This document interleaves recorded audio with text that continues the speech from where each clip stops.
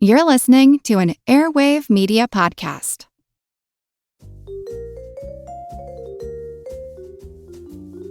Do you love history but hate when it's stuffy and boring? Well, look no further and join me, Katie Charlwood, your friendly neighbourhood social scientist and reader of books, as I delve into unsolved historical mysteries, murders by gaslight, and of course, women who have been misrepresented through all time. On Who Did What Now, the history podcast that's not your history class. Listen wherever you get your podcasts. Have you ever wondered how inbred the Habsburgs really were? What women in the past used for birth control? Or what Queen Victoria's 9 children got up to? On the History Tea Time podcast, I profile remarkable queens and LGBTQ+ royals, explore royal family trees, and delve into women's medical history and other fascinating topics. Join me every Tuesday for History Tea Time, wherever fine podcasts are enjoyed. Recorded in Chicago, Illinois, with your hosts, Ken, Matt, Neil, and Jeff. This is Triviality. Hello and welcome to Triviality, the game where a lack of seriousness meets a little bit of knowledge. My name is Matt. Joining me, as always, when I'm actually here is Ken, Jeff, and Neil. How are all you boys doing? Good. Well done starting that one, Matt. It's been a while. You say that like you aren't around pretty often now. Yeah, I feel like you're nicely settled into a good groove now. So Well, I got a nice den to podcast in. It's beautiful. podcast dens are important. You're passing bills, legislation, all that good stuff over in Washington, D.C. Well, I got a side gig too. Besides podcasting, I also dabble in some light congressing. Tell us about that. I will not tell you about it. Top We'll tell secret. you about Actually, Matt's life is what the show The Night Agent is based on, if you've seen it on Netflix. So that's all we can say. Yeah, that I would agree. Neil, you guys were busy the last few days. Is that what I've been hearing? Yeah, we had a wonderful day yesterday. We had some great listeners, Bethy and Bridget. Which you heard last week. Which was what? Which was last week's episode. Which was last week's episode. That's right. So if you heard them, you know that we had a special day of Triviality with them, which was awesome. And then Ken and Jeff went on an excursion that I'll let them talk about. Excursion. Yeah, it was not much of an excursion. We went to the theater to see Mario, like adults. Jeff fell asleep a little bit. I did a little bit. Just a little Yeah. sleep, a little slumber. But the thing is he blamed it on his medical condition, which is sleep apnea, which is a flimsy excuse. Well, I mean, I am tired a lot. So All right, fine. I think it's what we said your team name would be today is Tired Boy Syndrome. yes, TBS, which sponsored is by Ted Turner. A made-up condition to describe me not having a good night's sleep the night before, and then a busy day, and then I finally relaxed during It's the only an Rainbow hour Road and a half. scene. It's an hour and a half of Technicolor, and you fell asleep. It was very soothing. Was he out by the time Nicole Kidman came up and said heartbreak feels good in a place like this? He was gone. Oh, so Neil, you are going to be teaming with Jeff as TBS. Ken, you need a partner. And that's where we're going to introduce today's first guest. It's Luke Leavenworth, a savage superstar from Gurnee, Illinois. Luke, how are you doing today? Good, guys. It's good to be on. Excited to play a full game. Yeah, why don't you tell the folks at home a little bit about yourself? Yeah, my name's Luke. I am a high school teacher and administrator from the nearby Chicago area. Been getting into trivia podcasts a lot, especially since COVID hit, which was a long time ago now. Yeah, which is COVID weird to was think really about. great for our listenership. We appreciated it. Yeah, absolutely. It's a good time to get to trivia.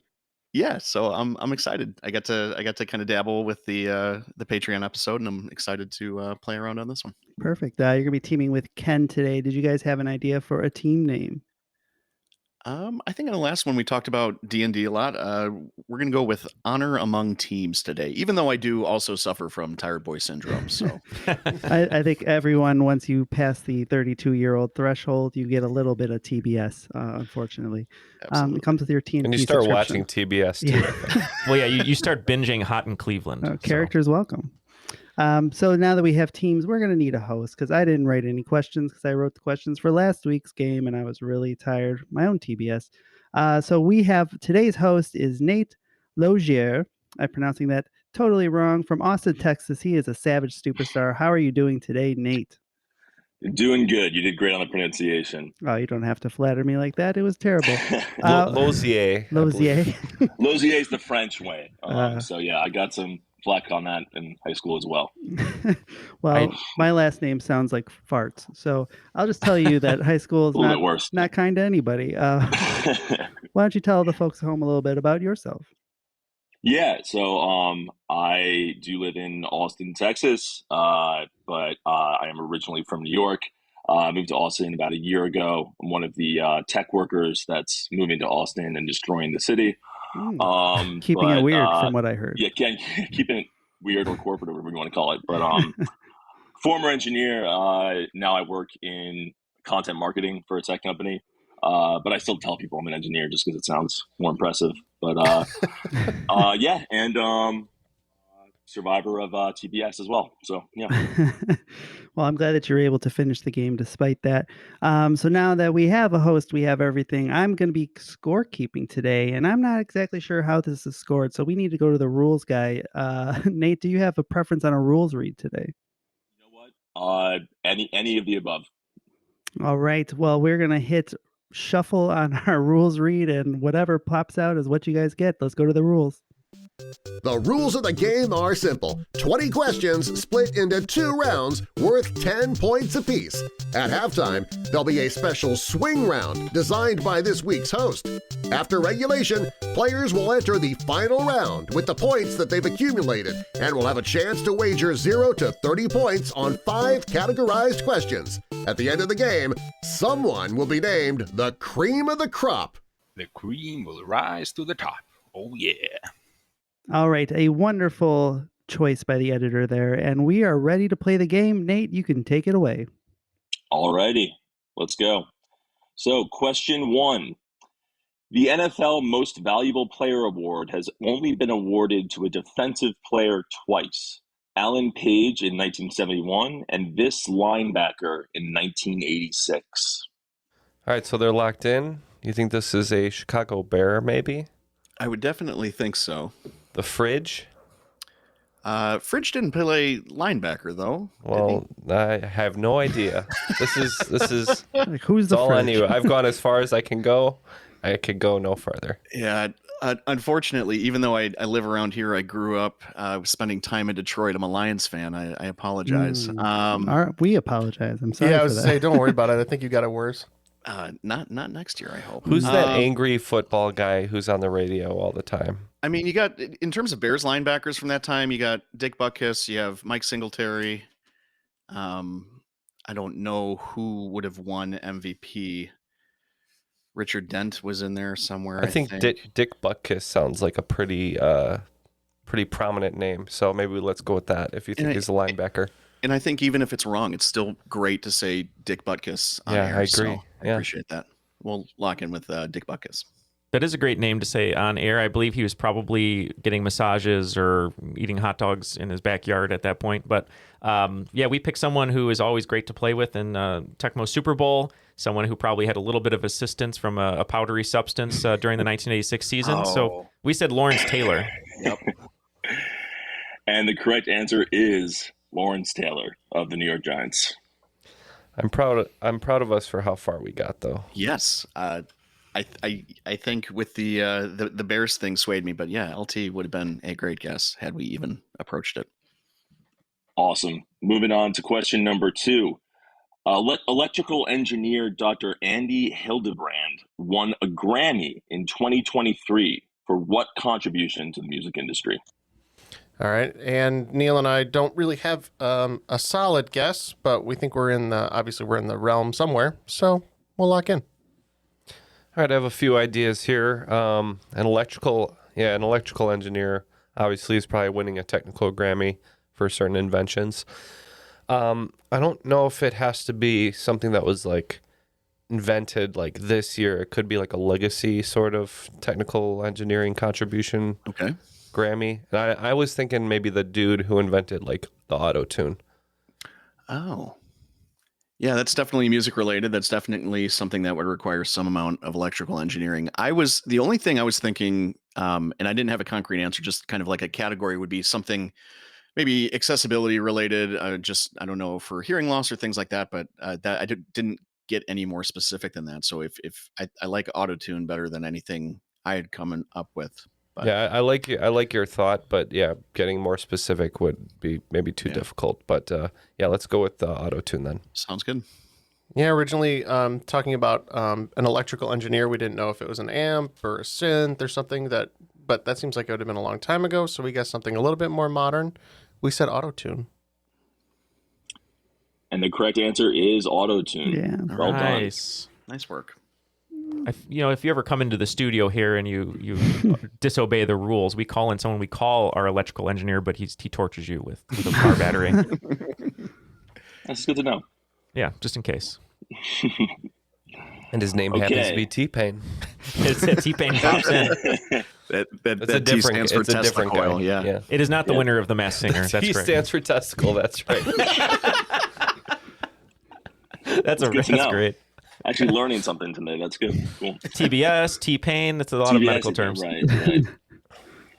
All right, question 3. On the day before his death, George Washington rode to his estate at Mount Vernon.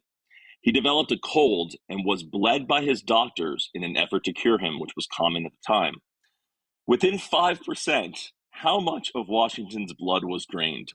I don't know how much blood that you need to be living at any... I think probably more than that. Yeah, the research is really, I don't remember the number, but the research is fascinating on this. The idea that his doctors probably killed him, just because of bad medical practices. But we should do everything that him and his buddies said we should do, right? Yeah, right. The document they wrote is perfect. Yeah. Jeff, I think we should just go with your answer because I don't know anything about blood. So. Well, we are within 0 and 100%, so we'll lock in. Yeah, I think any amount of blood over probably 20% would severely damage your immune system. Right. But I think it was in the 40s. 40 was the number that jumped into my brain. I don't have any sort of in on it except that you and I seem to be subconsciously agreeing. So let's say 45, and that'll get us all the way down to 40 and more. Okay, I like it. That's so much blood. I mean, we said 30, and I think that's horrifying. So we'll see. Alrighty. The answer is 40%. Wow. And it is true. That is too much blood. The science agrees.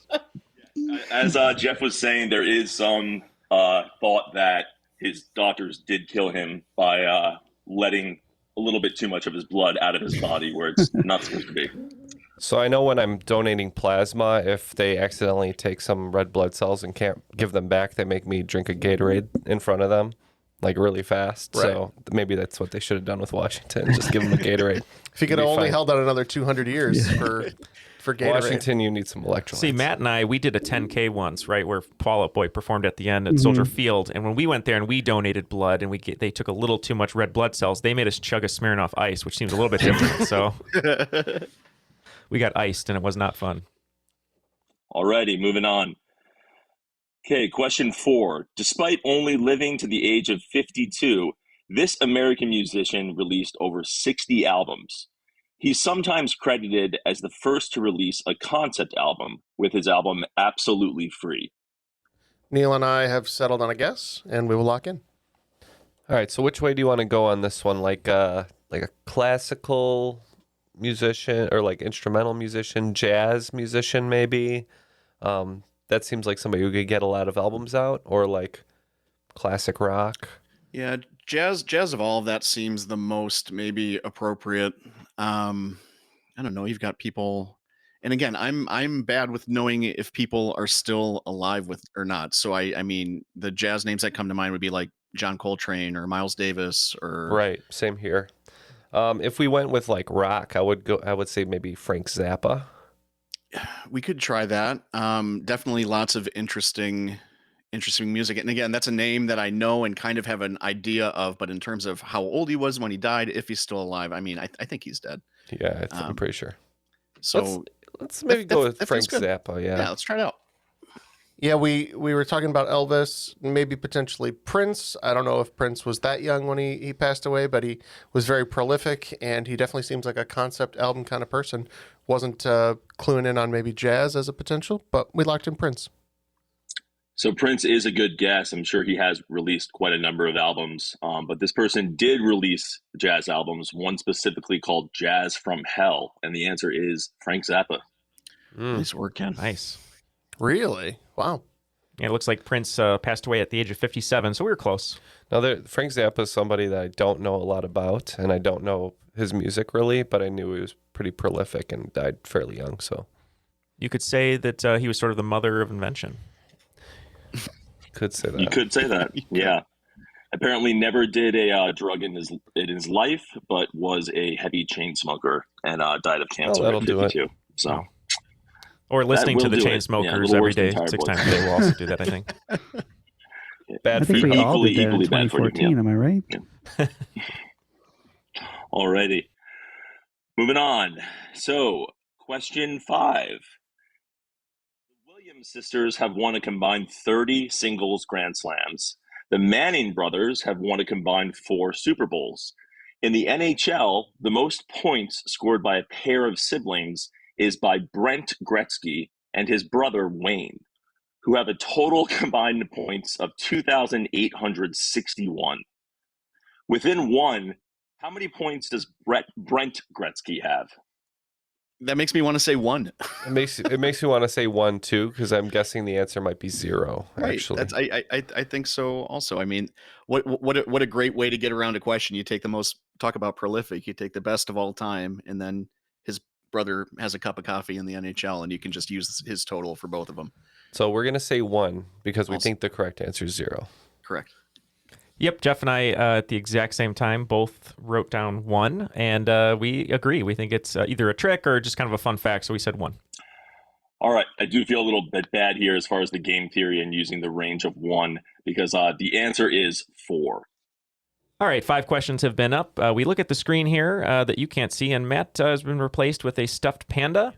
So the stuffed Literally, there's a stuffed panda in Matt's seat, and he's gone on an errand. Yeah, he's gone But, on an errand.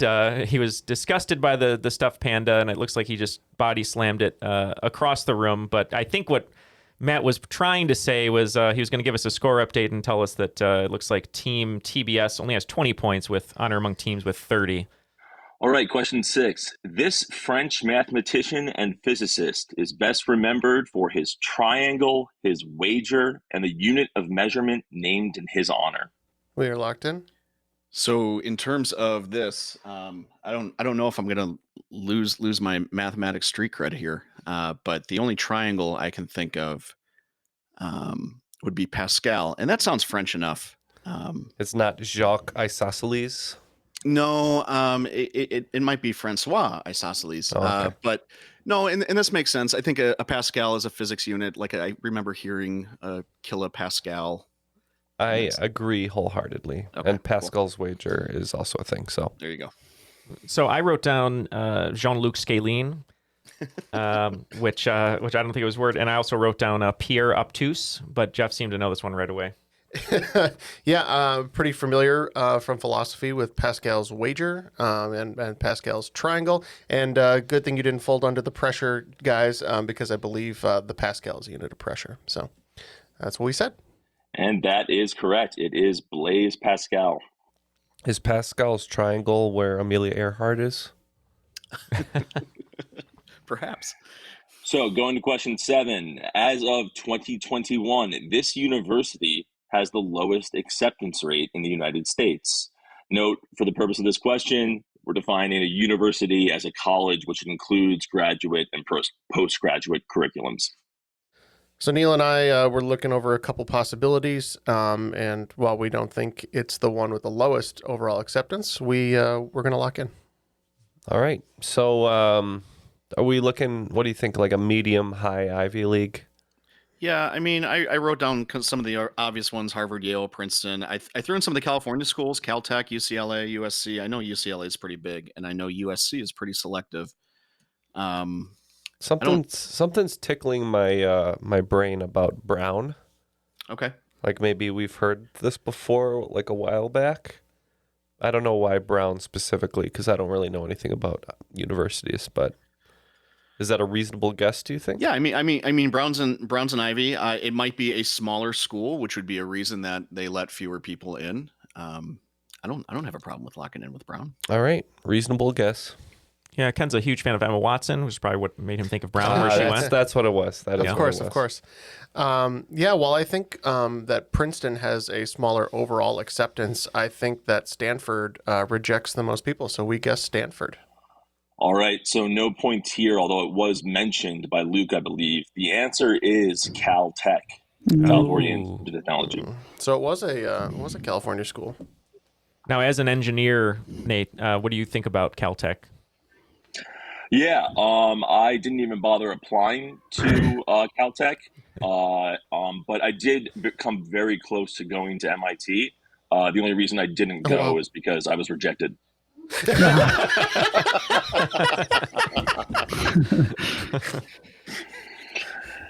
Well, you know what? I should have seen that one, school. but that one delighted me, so thank you. Yeah. But no, great school, Caltech. Obviously, also the Jet Propulsion Laboratory. They've got a lot of very interesting stuff. Yeah. Cool. So moving on to question 8. The human brain is broken up into 3 major parts. There's the cerebrum, the cerebellum, and the medulla oblongata. Which section controls memory? And for 5 bonus points, what is the name of this area of the brain? Jeff and I just watched the scene from The Waterboy that we love, trying to get to some information, maybe some clues. It didn't really help us, but it made us laugh. But we locked in with an answer.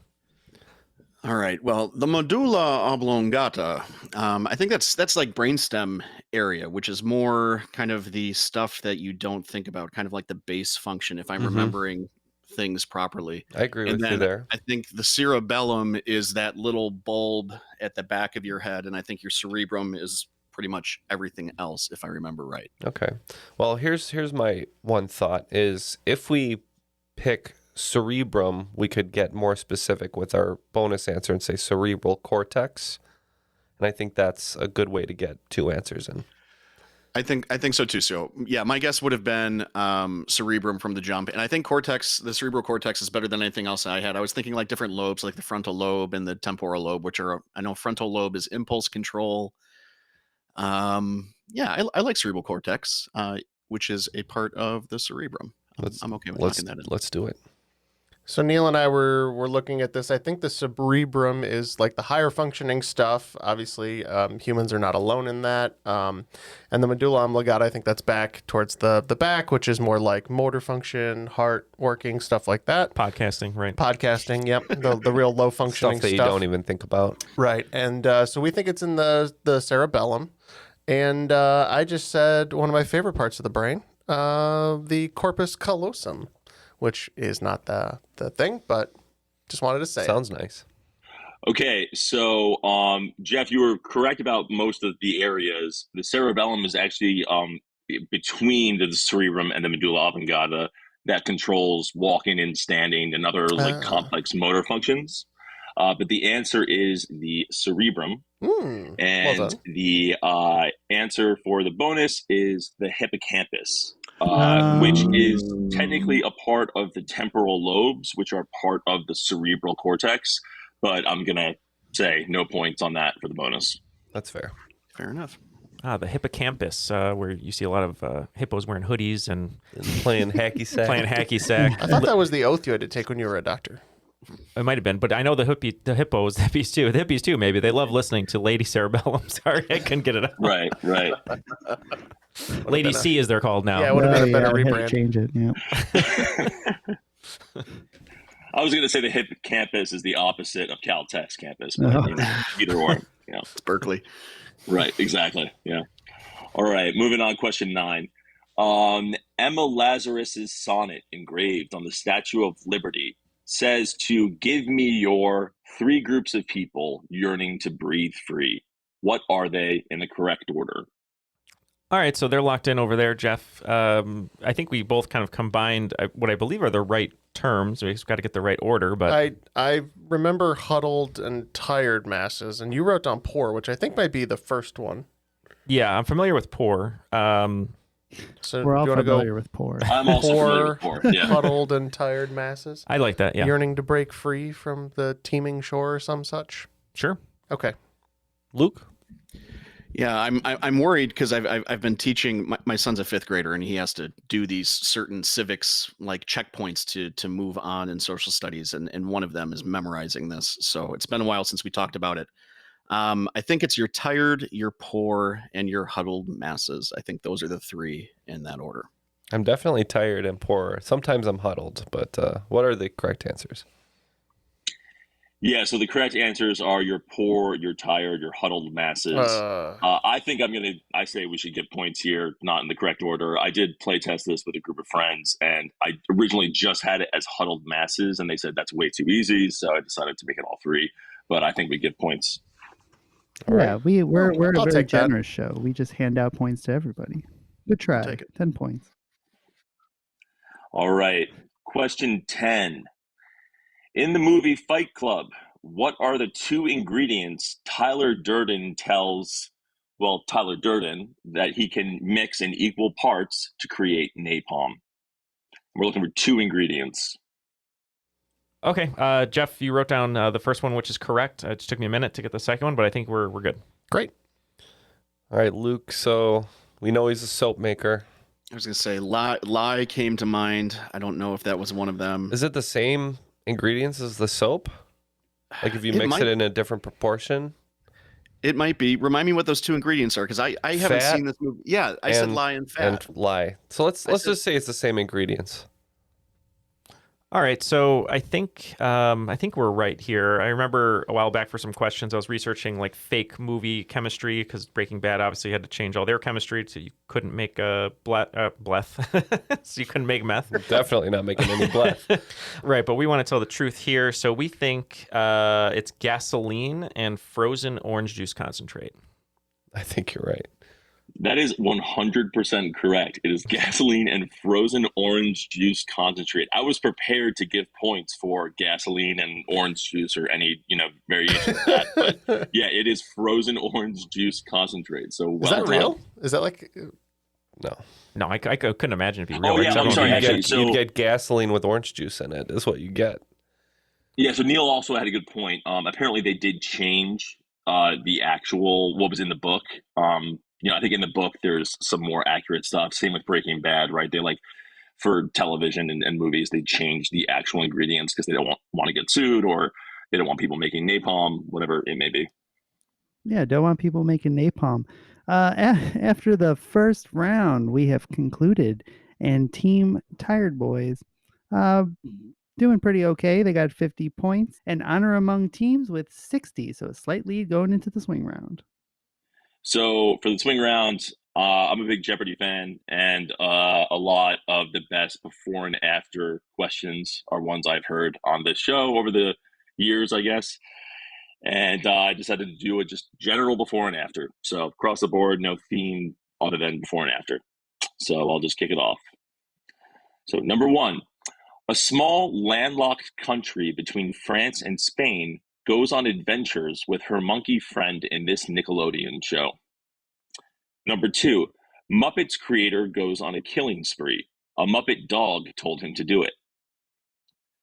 Number three, an Asia set musical merges with a Robert Graves novel. Number four, the NBA's all-time leader in points, who authored A Portrait of the Artist as a Young Man.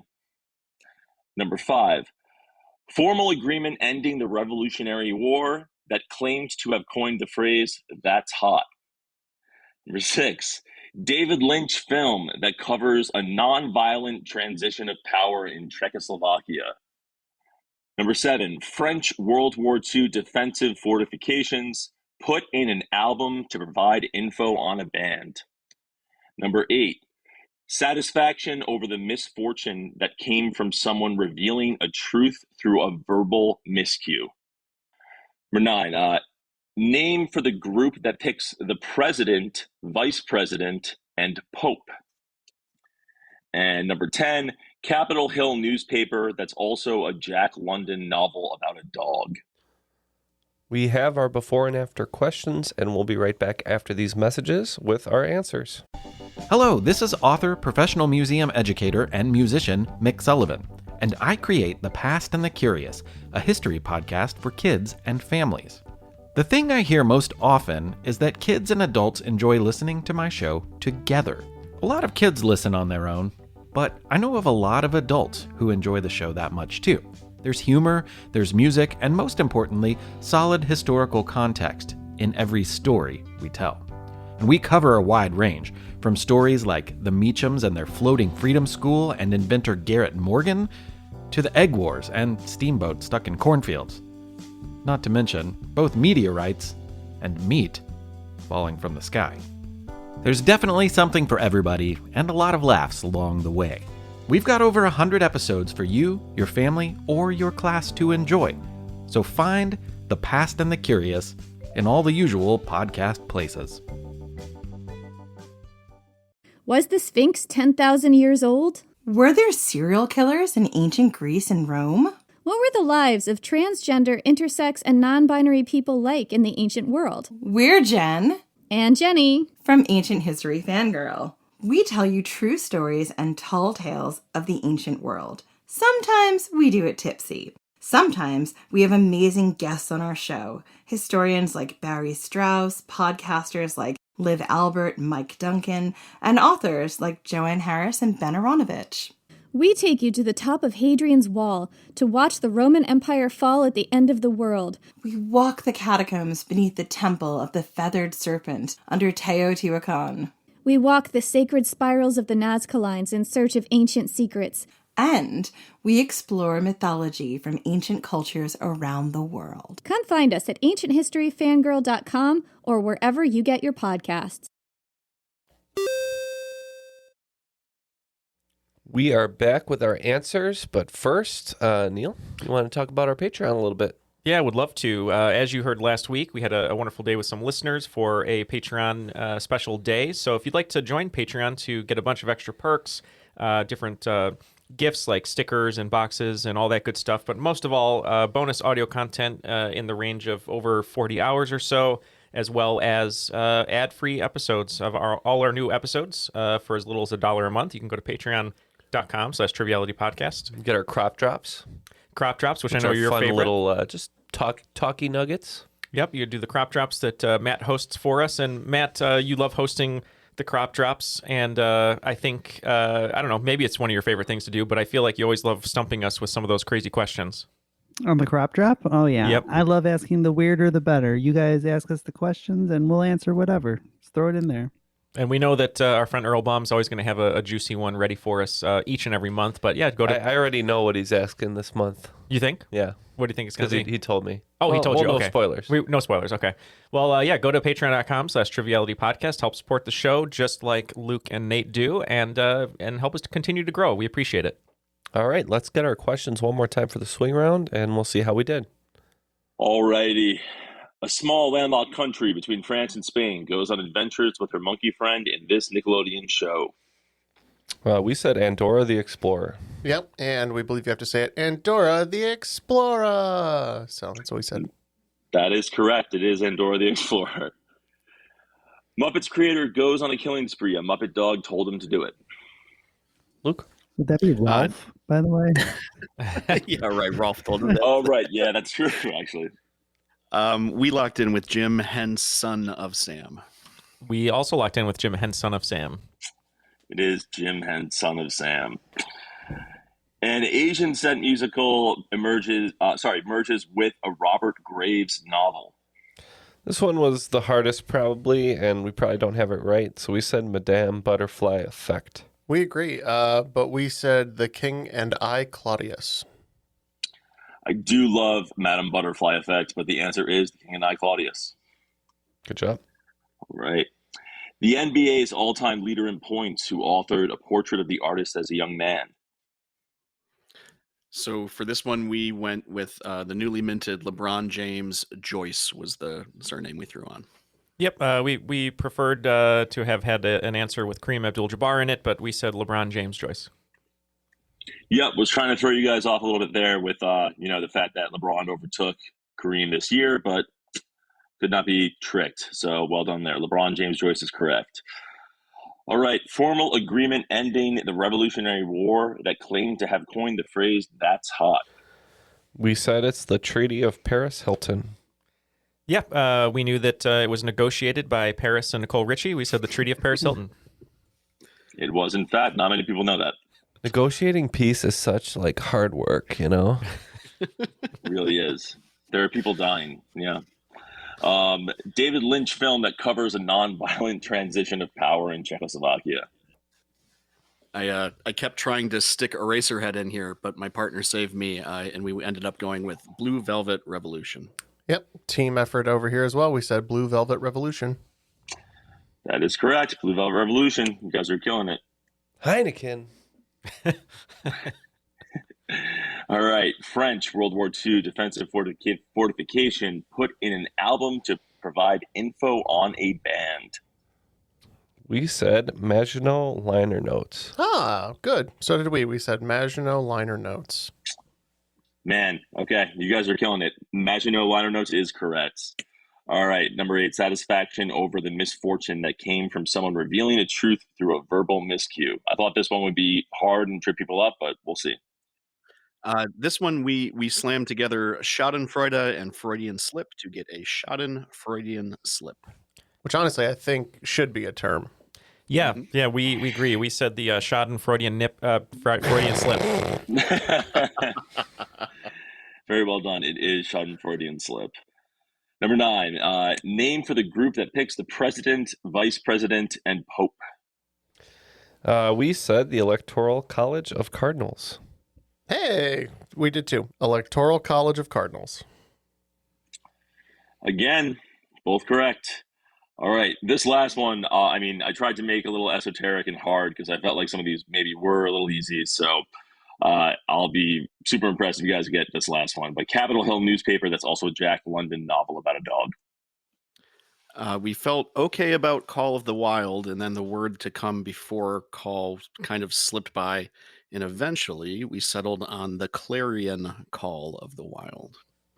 Yeah, we said Shibuya, Shibuya roll call of the wild. It is, in fact, roll call of the wild. Well done. All right. After that swing round, things have been swung slightly. It is now a tie game at 100 points apiece, making it anybody's ball game. All right. And speaking of ball games, question 1 of round 2. As of 2023, what is the only of the 4 major American sports in which you cannot wear the number 0? Neil and I are stuck here a little bit, so we're just going to take a guess. So you were saying off air that you think football just started allowing zeros, right? Yeah, that was a recent announcement that football's going to allow 0. Basketball has allowed zeros. I mean, Gilbert Arenas was nicknamed Agent Zero for that reason. I don't watch a ton of hockey. I watch a little bit more baseball than hockey, but not much. I do watch hockey. I haven't seen a 0, but I can't say that it's not allowed. Right, and I don't recall a 0 in baseball either. Baseball loves arbitrary rules, though. Yeah, and that for the kind of the same reasons makes me think that they would never allow someone to wear 0. All right, let's say baseball then. Yeah. We had a very similar conversation between me and Jeff here, because we said baseball, we've never really seen anyone wear 0. And then, Jeff, you had a really great game theory here that could be completely wrong, but I totally bought in. Yeah, I did too. So I don't know what Kool-Aid we're sipping, but we thought maybe the NHL allowed 00, but not 0 or something like that. So that's what we went. We said NHL. All right. Yeah, both good guesses. That was the red herring there that you usually don't hear about it in baseball. The correct answer is hockey.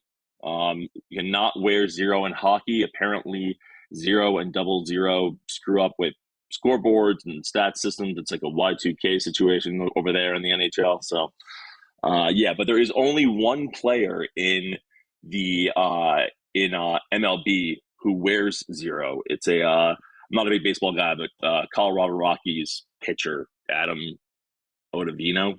So yeah. I like the 00, the very rare 00 in basketball. Olden Polonies, my favorite. All right. Moving on to question 2. Atoms have multiple shells of electrons. How many electrons can occupy the first shell? You said the first shell, Nate? That's correct.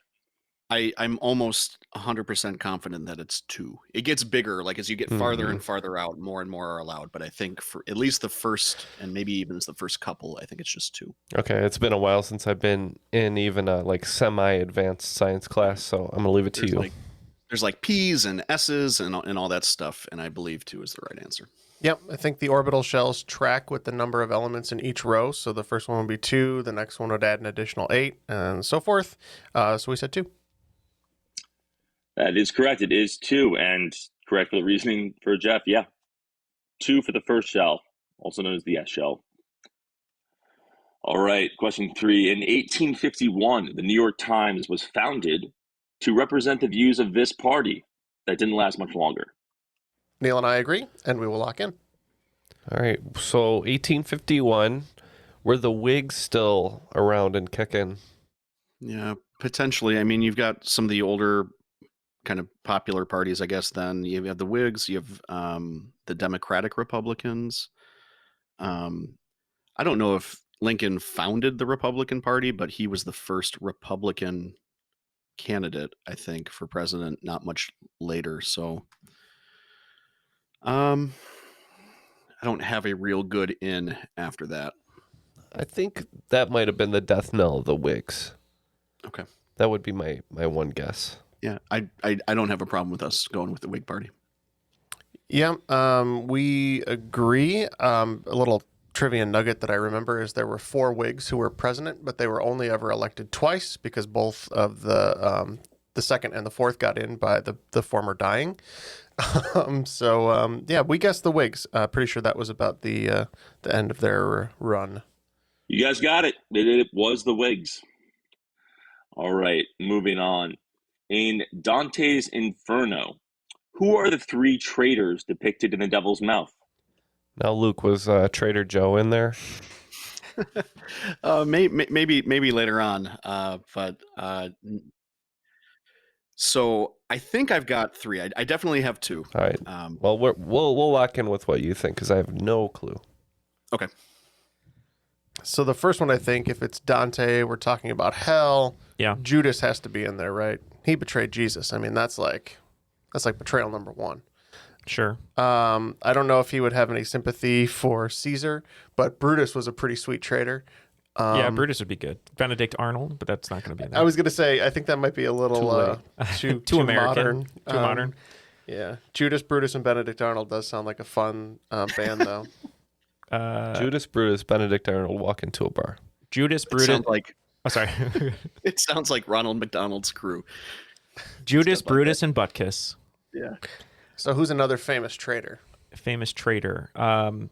Vin Diesel in what's the movie, Ken? Boiler Room. Judas, Brutus. Yeah, who else is a traitor? Like a famous Wolf of Wall Street. Wolf of Wall Street. Yeah. That's when Hulk Hogan turned on Randy Savage. Yeah, I'm struggling to pull a third one. What about? Do you remember when Dante's Inferno was written? Was that like 1600s? Something like that. I was just studying all the different levels of hell. I thought the question was going to be about that. So the 9 circles, right? Yeah, I'm kind of useless now because I saw there's a cool painting of it that someone drew all of it. Yeah, I don't know about the last one. I'm sure it's on the tip of our tongues. I just can't pull it. I believe podcasters go in the 4th circle. Yeah, that sounds about right. Judas, Brutus. Just a bunch of white guys. I am not hanging out with Joe Rogan when I die. I'll tell you that. Your mind will be sharp, though. Hey, man, have you heard about this demon growth hormone? Judas and Brutus feel good to me, but I cannot think of not Caesar. Here's a real question. Well, Brutus was Caesar. Here's a real question. Would he be so terrible as to say that Eve, yeah, he would have, Yeah. in the Garden of Eden, betrayed Adam or something? Like, Probably there's lots Ice of cold. the women hate Ice goes cold. way back in history. Yeah, so. let's do it. Okay. But make it clear that it's Yes, him well, thinking it's Eve, yeah, not us. Well, yes, I It's will. not. Yeah, it's not us. All right. What are you thinking, Luke? You guys were so close. It was Hollywood Hulk Hogan. Was the third. No, I think he doubled down on the Caesar piece. I think it was Brutus, Cassius, and then Judas Iscariot is what I remember from when I had to read that in high school. Alrighty. Well done by Luke. It actually is Brutus, Cassius, and Judas. So the double Caesar. Yeah, you can get that at the diner. All right, question 5. The only 2 countries in the Americas that border each other and begin with the same letter. What are they? Neil, I feel pretty comfortable here. We can go ahead and lock in. Roger. The closest I could come was Chile and Colombia, and I don't know if they border each other. They're I close. feel like Colombia's really high up, though. I thought it was maybe too far north. Do you have a better option or no? Paraguay and Panama? They might not touch at all. They I am pretty confident they do not. Okay. Brazil and Belize? Belize is just south of Mexico, so they don't touch either. Let's go with yours. Yeah, I do think so. Suriname no. Suriname's with Guyana and French Guiana. I'm proud you know about Suriname, though. It's one of the hard ones. All right, let's go with yours. All right, Chile and Colombia, don't feel good about it. All right, and we said Brazil and Bolivia. All right, both good guesses there. The answer is Brazil and Bolivia. All right, and with that correct answer, the TBS boys pull ahead. It's 140 to 130 going to the back half of the second round. All righty, next question. Held in 1857, America's first national landscape design contest was for the creation of this place. All right, so I know that Arlington National Cemetery was established shortly after the Civil War, but I don't know if the planning stages were in effect before the Civil War. So that makes sense. I'm gonna give you another option, kind of out of left field. We were just down in St. Louis, and the Gateway Arch was the winner of an architectural design contest about that time. And by about that time, I mean maybe a little bit later than that. So I think just by recency, that's sticking in my head, We and can I'm go not, with that. So you can choose what you think. No, I don't want that power. The thing about this is I don't care if you're wrong. So I know. Oh man. All right, make the call, please. I'm comfortable with anything you say at this point. all right, we're gonna go with the arch. Yeah, we played a little bit of game theory. Nate told us that he grew up in Westchester, which is just a city that I always hear in every movie about New York, where people say when they're from the suburbs, they go, "We're from Westchester." But we thought maybe he went to New York and strolled around Central Park for a bit and learned about it. So we said Central Park. Oh, that is well done. It is Central Park. Nice. Is that So we weren't gonna get it no matter what. So good conversation on your end, though. I was almost kind of believing we should have changed our answer. All right. Next question is in presidential trivia, which I believe Jeff is a favorite for. When And this Ken. president and Ken, sorry. When this president and his wife didn't want to be understood by others, they spoke to each other in Chinese. Ken, do you have any inkling on this? I really don't. I don't know. I can't picture any of the more modern presidents knowing Chinese. Nixon going to China, he didn't just decide to learn it, and then he and his wife spoke it all the time. That doesn't seem reasonable. No, but he was a very reasonable to me. gifted pianist. Yeah, he's a surprising individual because he's very intellectual and artistic and stuff, and you just think of him being like kind of a thug. But yeah, we could say Nixon as an outside guess. It's interesting. Do you want to talk about people whose legacies are mostly defined by being not good presidents? Had they not run, they probably would have been remembered better for being an amazing philanthropist. We said Herbert Hoover. Well done. The answer is Herbert Hoover. Oh, man. I had no Lived idea. with his wife in China for about 2 years. And they would speak to each other in Mandarin when they did not want the media to understand what they were saying, even though they both weren't actually fluent. That's great. It makes me think of, if you think of nowadays, though, if they did it to get away from the media, everyone would say that they were like plants. Chinese spies. Yeah. All right. In 1902, 25 years after his death, a New York Times article about a family reunion listed his direct descendants at more than 1,000 people. Okay, it's a little too early for Wilt Chamberlain, Jeff. Yeah, this will be Nick Cannon in a Much few too years. early for Nick Cannon. You're right. Philip Rivers, Antonio Cromartie, any of those. No, if you're talking, Cromartie's in good company with Cannon because neither can remember all of their children's names. Right, yeah. I will give you a hint. He did not play for the Jets. I don't know when they died, but they were definitely not American. Yeah. Doesn't have to be American. That's true. Oh, that's true. Good call. 1,000 descendants. Wow. Yeah, I don't know. I trust you. You've been on this round. So. I don't know. Yeah, we're gonna lock in a guess here, and we'll find out what the correct answer is in a minute. Okay, Luke, my first just straight guess on this would be maybe Brigham Young. Oh, interesting. Because, Mormonism. Yeah. That is my only guess.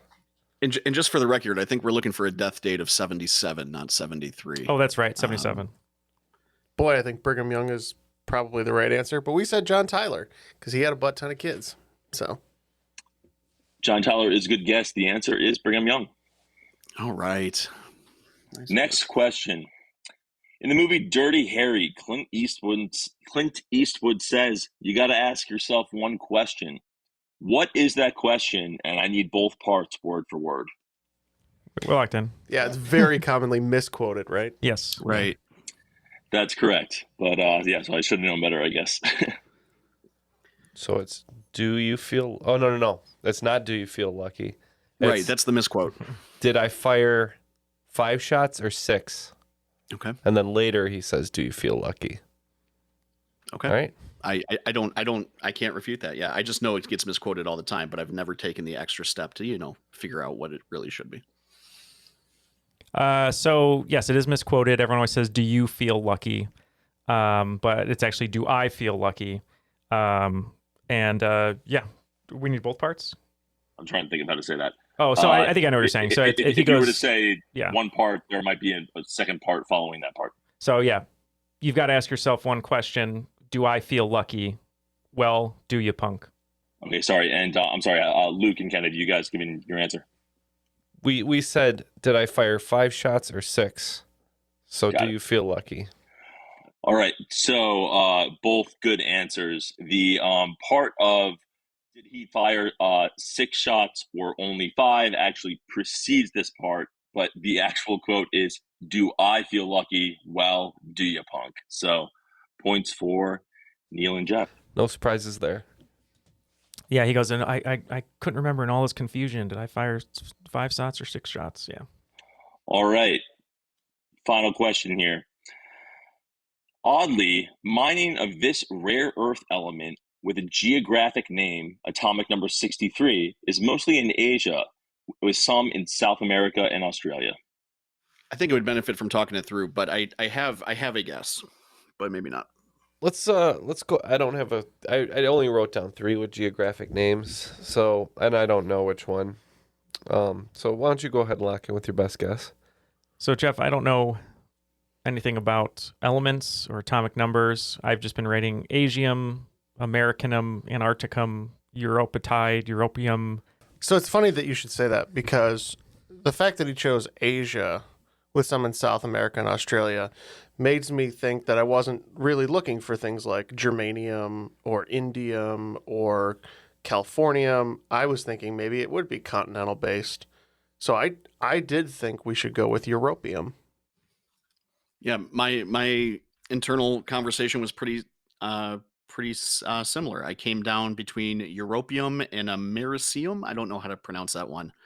But because the clues kind of all seem to be specific Continental. continents, and because America was mentioned in one of those, I ended up locking in with europium.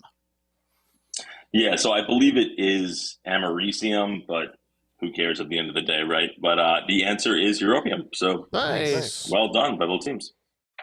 Yeah, I remember in high school, I memorized the Elements song, which some of you may be familiar with. As a high school teacher, maybe you know about it, Luke. But for 5 extra points on a chemistry exam, and unrelated, but I did not have a date to prom. So It's really strange that you should say that. I also did not have a date to prom, and am also a prolific listener of Tom Lehrer. So All right, after the second round, TBS went on a bit of a run there in the middle, only getting 2 wrong the entire round, taking their score to 180.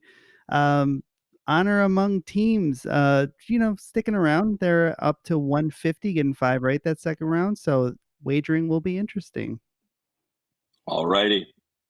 So for the final round, the categories are the Oscars, geography, the Middle Ages, pop culture, and classical music. The wagers are now locked in. Let's get the questions. All right, question 1, the Oscars. This actor has never been nominated for acting. He won, though, as a writer for 1997 and as a producer for 2012. Question 2, geography. On the initiative of Senator Patrick Leahy, in 1998, it was designated as the 6th Great Lake. Question 3, Middle Ages. Some say the Dark Ages began when Byzantine Emperor Justinian closed this city's school of philosophy in 529 AD. Question 4, pop culture. What former celebrity couple announced their divorce by calling it a conscious uncoupling? And question 5, classical music. Perhaps the greatest composer of German songs, he died the year after his hero, Beethoven. Those are the questions. We'll be right back after these messages with our answers and see who will be today's cream of the crop.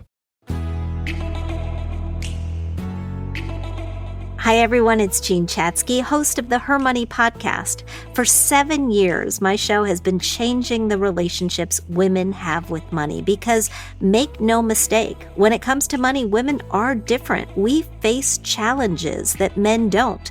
Longer lifespans, caregiving, a gender pay gap that just won't quit. Oh, and the fact that the financial industry was built by men for men.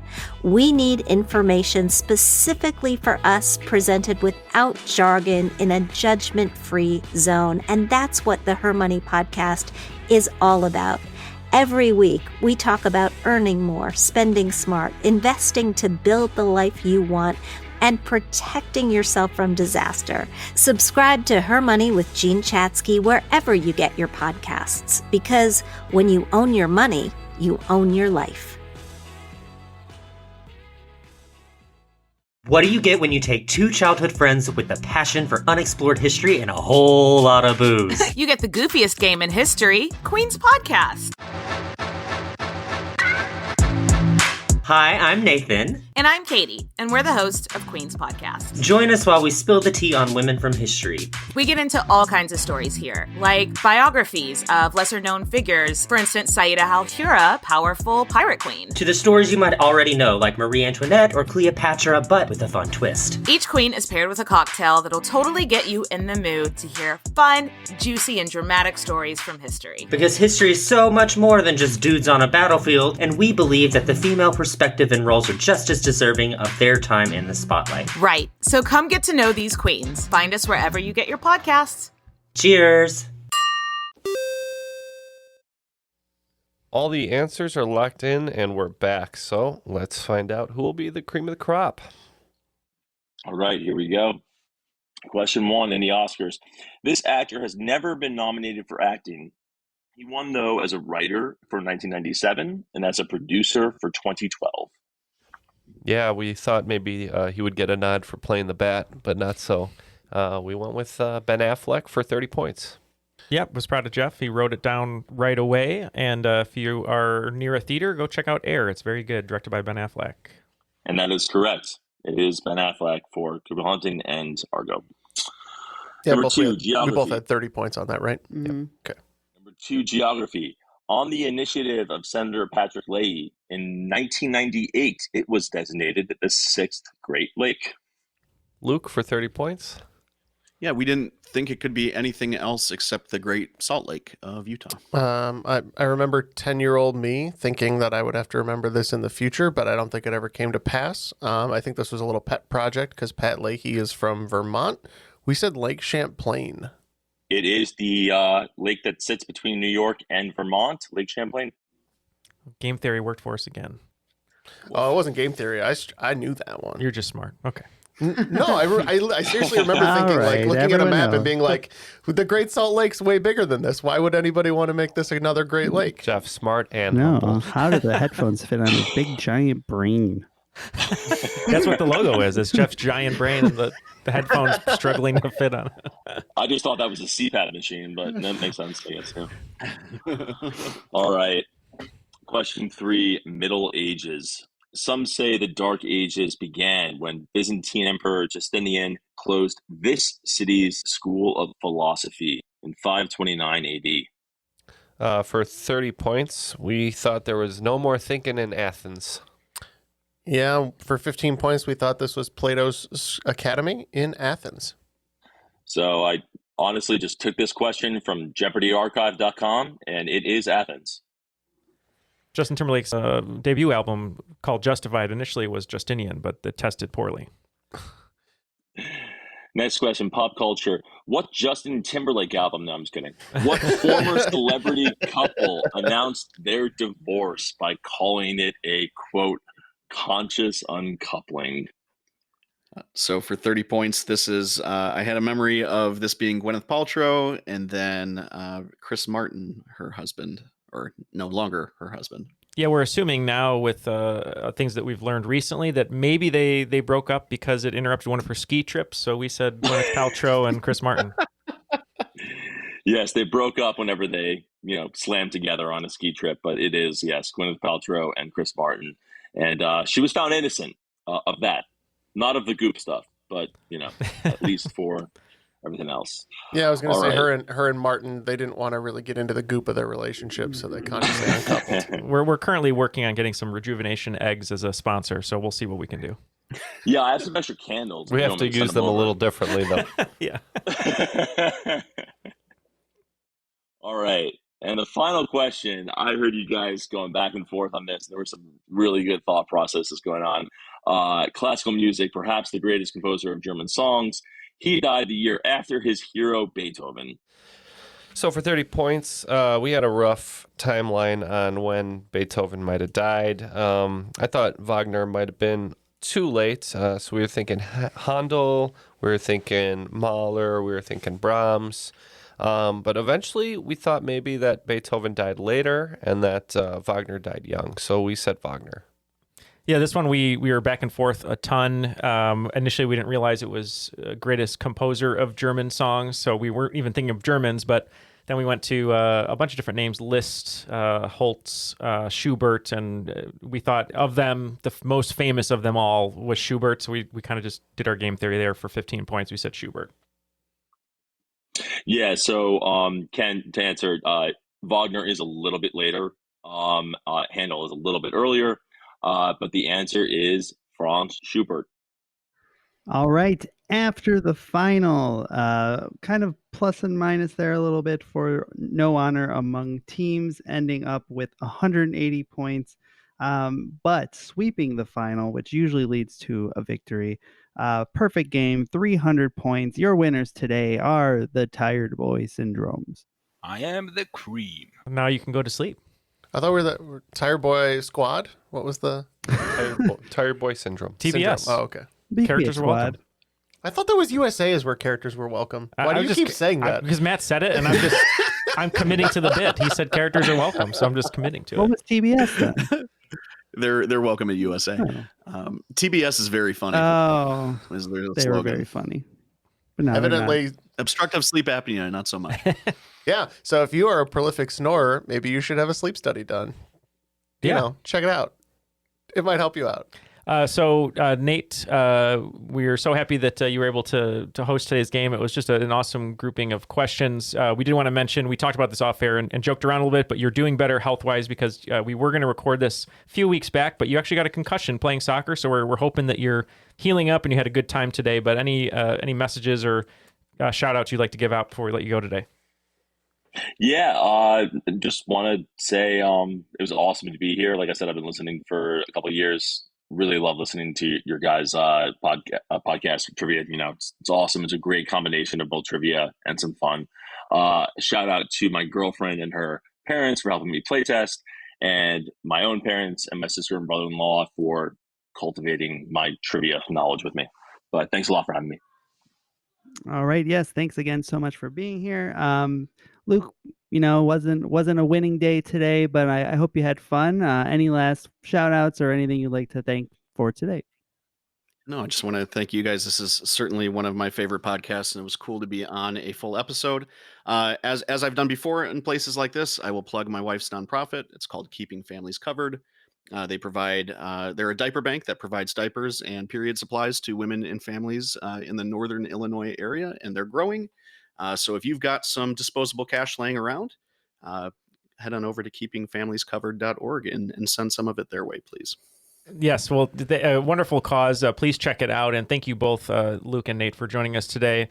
As always, we'd like to give a shout out to Airwave Media, our network. If you go to airwavemedia.com, you can hear a bunch of great podcasts, some brand new. Yeah, there's a lot of nice history podcasts here, like the history of China, the history of everything, and the history of Egypt. There you go. So if you want to learn more about Egypt, it's always kind of a sore spot for us in trivia here. So maybe we'll listen to a few episodes. But yeah, go to airwavemedia.com for all of that. And as we said before, just like Nate and Luke, go to patreon.com/Triviality Podcast to support the show. For Nate, Luke, Matt, Jeff, and Ken, my name is Neil, and that was today's episode of Triviality.